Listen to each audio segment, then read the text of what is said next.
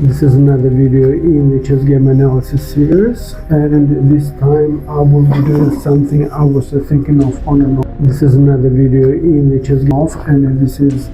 well, essentially a relaunch of the series, so that we will be doing an analysis of the game between Mikhail Botvinnik and Caspi, which took place in 2012 in December 28th. And essentially, when I was trying to do the analysis of chess games, not myself being,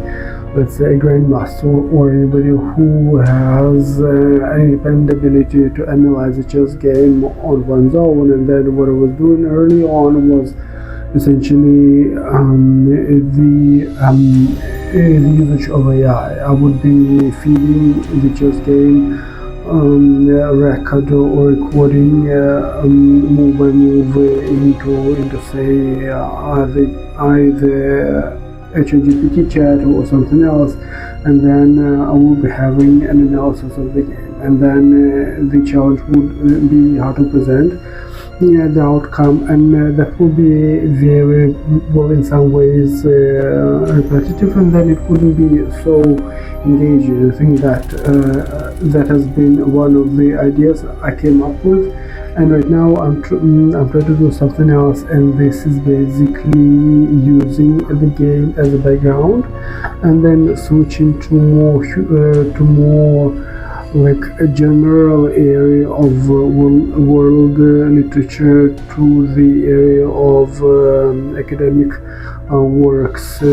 philosophical works. And I think that if we assume for 1 second that each game in chess is very unique, is very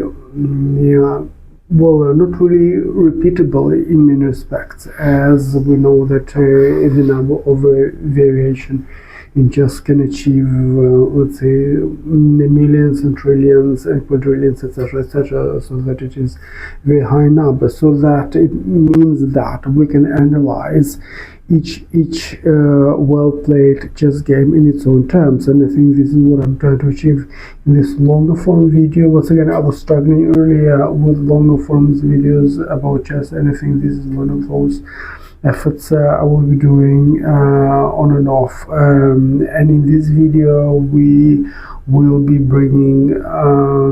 essentially philosophical ideas, literary snippets, etc., on to bear on the game, so that we take the game as a starting point, and then we go somewhere else, and then essentially once again I will paste into the description of the video the write-up from the AI, and I think it is one of the strangest things to do around chess, and I think I'm not sure how this will play. Let's see how this goes. And usually the first part of the analysis is that it is essentially a Sicilian defense on the black side, on the opponent side, and essentially we have on the analysis side a quote from Heraclitus, which says that war is the father of all and king of all. He renders some gods, others men. He makes some slaves, others free, which is a surprising thing, and it is basically about the early part of the game, and this is about the development, essentially the early stage conflict in between two players, and that is basically is about Caspi's pawn storm, and the response on the Botvinnik side with his knight move, essentially on the 13th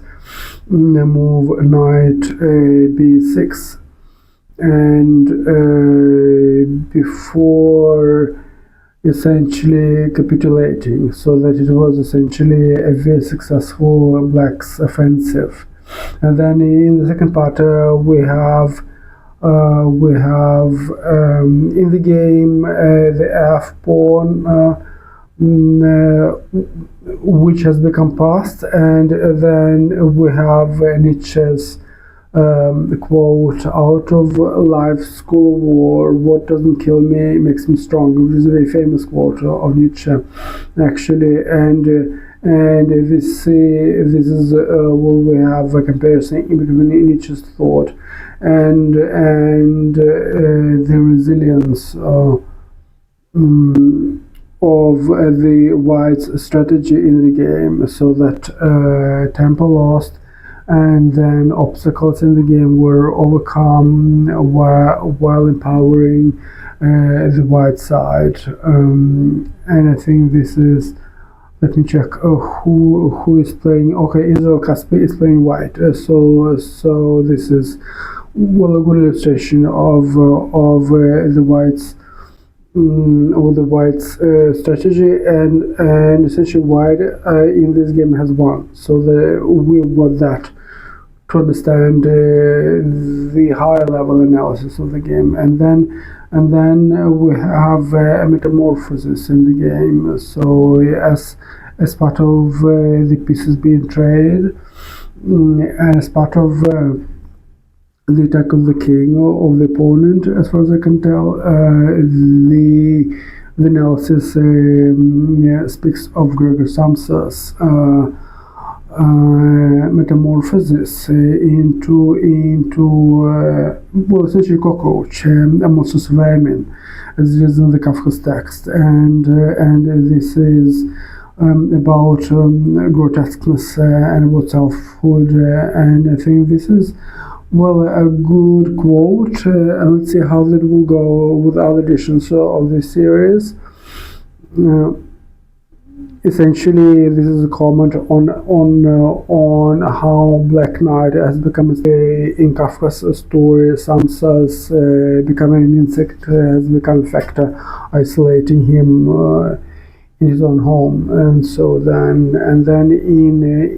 the middle, well, it is essentially a middle game towards the end game. We have essentially a psychological duel taking place, and the analysis speaks about Shakespeare's Macbeth's play, and this citation is, quote, "Stars, hide your fires, let not light see my black and deep desires," end quote. And I think this is about, well, essentially a tyranny in waiting, and the master tactics being applied, and then lethal,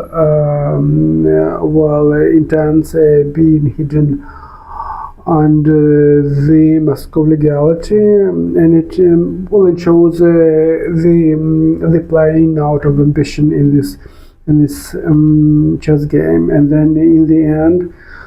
we have a great quote from Clausewitz: "War is a continuation of policy by other means,"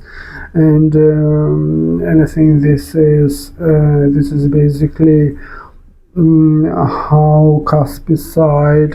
via material gain, via being able to ensure king's safety, and via the dominance of the game on the psychological level, has actually led to the eventual victory, and which was based on pawn push, and then king march as well, and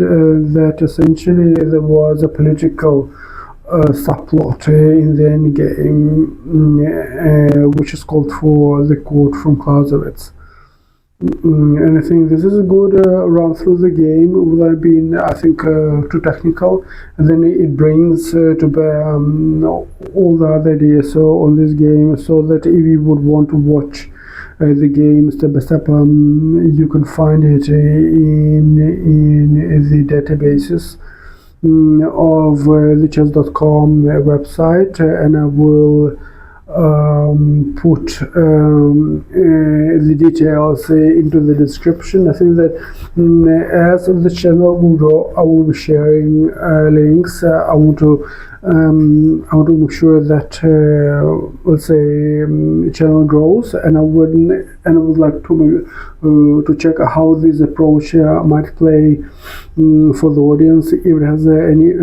an interest. In other words, my idea is that these videos can make chess even more popular, so that it won't be a matter of millions, maybe or more millions or more audience exposure. And I think that essentially chess is a game innocent enough that can warrant something like this analysis, which is quite let's say out there, and it is enabled by AI. And I think that this type of use of what AI can do with what essentially chess can do, and what I can do as